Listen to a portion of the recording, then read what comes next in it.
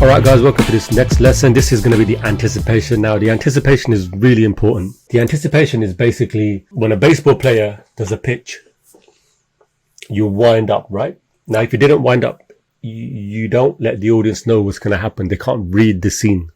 So the same thing is with this example here. When the character is jumping up, the anticipation is it comes down first and then jumps, right? So that's the anticipation, the holding pose here and then jumping up. So you know, all right, the character's going to do something. He's going to do a jump. He's getting prepared for something. So anticipation also making the character think. So it's already thinking, all right, I'm going to do this first. So the audience knows, all right, this character's getting prepared for something. Whereas if you didn't have it, so say if we started there. So say if we did this at 15. It's just a pop going up, you know, which in video games you do for gameplay purposes. You don't really have an anticipation. You have an anticipation pose.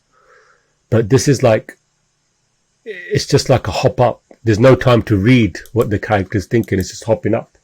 Whereas if you put the anticipation in, the audience has a little bit of time to know what the character's going to be doing. So these are just little examples I'm giving, just to very rough examples, and I've animated this very quickly just to show you examples. But that's all it is. So an anticipation is like the thought process. So the audience can register what the character is going to do next. So it's kind of preparing. So you're making the character think it's preparing for his next move. When there's an anticipation, then there's a reaction, then he comes back down, and then the next pose, there's little antics. So there's antics before the antics. There's all these little pre-antics that you can do as well when we were taught in training. So there's all these little subtle anticipations that we may not even see in animation that are there when we watch films.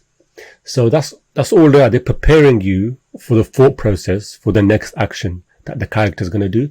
And it's preparing the audience as well so they can read everything clearly, because it's all about what the character is thinking. Alright guys, I hope that's a little bit of insight. Let's move on to the next principle, and I'll see you in the next video.